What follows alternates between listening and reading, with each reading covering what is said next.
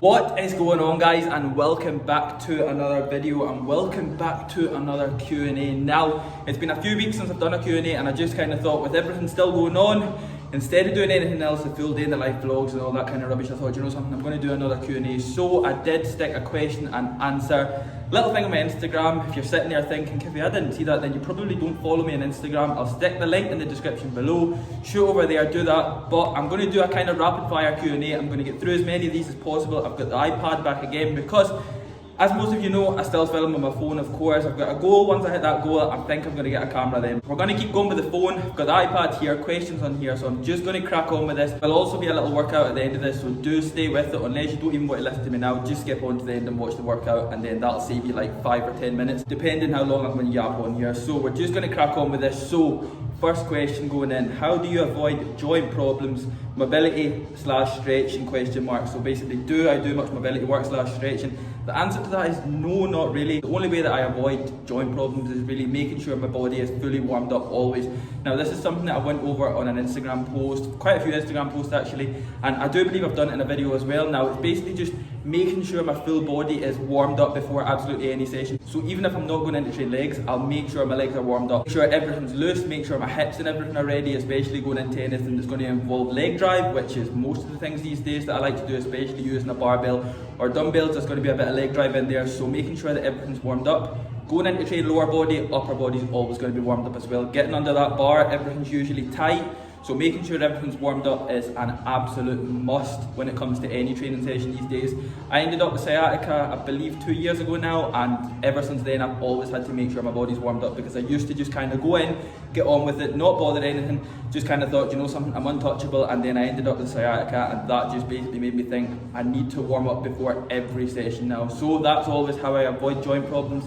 Don't do much mobility work and stretching when really I should, but I guess you could say a bit of dynamic stretching does come into it whenever I'm warming up my body to go in and train anything. Best exercise in your opinion for hamstrings? I'm assuming you're asking what's my opinion on the best exercises for hamstrings. I'm going to go straight in there with your stiff leg deadlift, your barbell stiff leg dead, dumbbell stiff leg dead, leg press. You can also bring in obviously your hamstring dominant sets.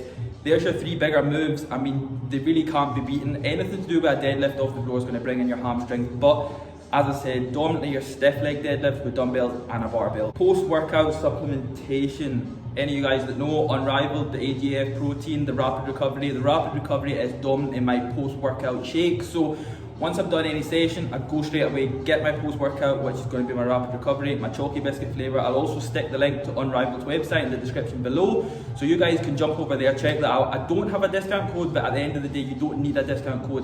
When you're serious about your training and you're serious about, like, it doesn't even need to be bodybuilding, it doesn't need to be anything. Whatever you do after training, you want some fast acting carbs in there, you want your recovery kick started straight away. So I use my rapid recovery, which again has been beneficial. Again, it was around the back end of 2018 that I started using the rapid recovery, and I've not looked back. So that's always my post-workout shake. After that, I'll then have a meal. So I'll wait maybe 20 to 30 minutes and then I'll go for my meal. How much protein do you take in every day? This is a question that's really dependent on the person, because a lot of people like to take in a lot of different amount of protein. So I've seen people that maybe only weigh like 200 pounds but take in 400 grams of protein, 350 to 400 grams of protein, which again is person dependent. If you want to do that, you do that. If that works for you, you do that. But me, myself, I take in roughly between just under 1 gram to 1 gram per pound of body weight. I feel that's enough for me. I get what I need from that. It doesn't really change during prep compared to my off season, but between 200 and 220 grams of protein, maybe even slightly lower than that, but I feel that that works for me the most.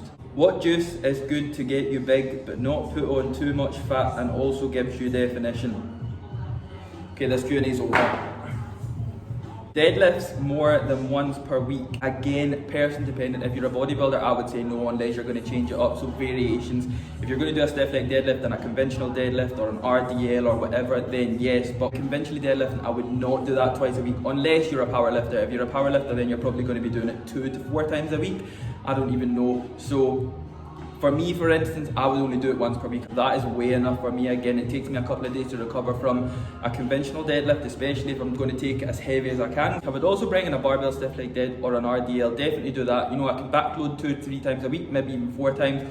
But conventionally deadlifting more than once a week, I would say no, unless you're a power lifter and it's programmed into your training, then you're probably going to be doing it more than once per week. How to approach the gyms for the reopening? Well, this is one of the biggest topics going about right now, because again, everybody is so desperate to get back into the gyms and absolutely crush their sessions, beat their past logbook numbers that were like 12 weeks ago. Now that is the last thing that you guys want to be doing, because if you think about it, especially if you've not touched a weight in the past 12 weeks and you're going to go in and you're going to try and beat logbook numbers, you're going to either get absolutely pumped or your body's just going to break, and that is like the last thing you want. Your recovery is going to be terrible, you're going to get hurt, it's just going to be the worst ever. So the biggest thing I would recommend, especially even if you have been touching weights that's maybe nowhere near your logbook numbers, still don't go in. Ease yourself in, go in. I don't mean go in and take it really easy as in like go in and full on deload, but what I would say is go in, build your intensity up, build your sessions up, maybe 2 to 3 weeks, and then start increasing the weights, and then by no time you will start beating your logbook numbers that you've already had in the past, because I know that a lot of you guys like to track and they will be the numbers that you will have. But don't get it into your head that your sessions are going to be weak because you're not going in to beat your logbook numbers. Just go in, get your body ready to go again. It's just had so much time off, so it's not going to be ready to go in and absolutely blast these sessions 110%, leaving absolutely nothing. So this is the one and only time that I would say go in, definitely make sure you're warmed up and get your body ready, then start increasing and increasing and increasing. Make sure your sessions are obviously getting more intense by the session, increase the weights, and you should be good to go. Chest dominant exercises to grow, anything to do with a barbell, anything to do with a dumbbell. Let's move on. My age. I'm 22 years old, which I did actually say on my Instagram as well. Anything that I do at this age now will not be as impressive as what I done when I was 21. So even if I'm lifting more weights right now, it still won't be as impressive as what I was doing when I was 20 and 21. Which is really gutting, but again, I really want to lift heavier and I can't exactly pause my age. Current supplement stack. Again, this is a new one, guys, because I've actually added a couple of things into my supplements. Now, you already know that I take my unrivaled AGF protein. I take that 2 times a day. I also take my rapid recovery, which is my post-workout shake, so I take that whenever I train. My pre-workout is always going to be my HR Labs pre-workout, so that is the DFib. Again, I'll drop a link in the description below to the Supshop website, which will just take you over there. You can use my code, I'll put it on the screen right about now. So I also use the HR Labs pre-workout. What I've added in is the Train by JP EAAs, so that's the essential amino acids. Now, I have never took EAAs in my life, like I've just never, it's not been a case of that I've not believed they've worked or anything like that, because obviously I've seen a lot of evidence-based things and people have said that they've worked, people have said that they've done really well with them, so I've just never really been interested in them. I've just kind of been one to just get on and just take the kind of basics that I need, and that's really it. But I'm going to run the EAs for 2 to 3 weeks and then I'll tell you guys how I feel about it. But I have added that in, ran it for about a few sessions now, and again, I do feel as if that I'm a little bit more energized in my sessions, which is a really good thing. I do believe I am lasting a little bit more before kind of, not exactly crashing, but at the same time kind of getting a little bit more fatigued. So the fatigueness is lasting a little bit longer. I'm going maybe a little bit longer without being fatigued. So again, that is good. I've added them in. Along with that, when I get up in the morning, I've got my health supplements.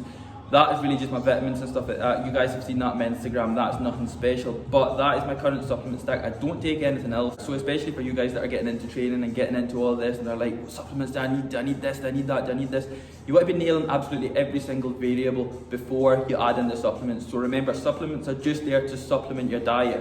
Once you've got the training down, once you've got the diet down, then you can start introducing your supplements just to help aid you maybe reach numbers. I know you can get like intra-carb drinks and things like that. If they're going to be beneficial to you, definitely use them. But as I said, nail the variables first, nail the basics, and then detail the details later. That comes to training, that comes to supplements. It all falls into place. Right guys, I've just seen that that has got to the 11.5-minute mark, so I'm just going to wrap this video up right here. I hope you have enjoyed it. I do apologise if I've not reached out to your question. What I'll do is I'll shoot over to my Instagram and I'll DM you guys if I've not answered your questions.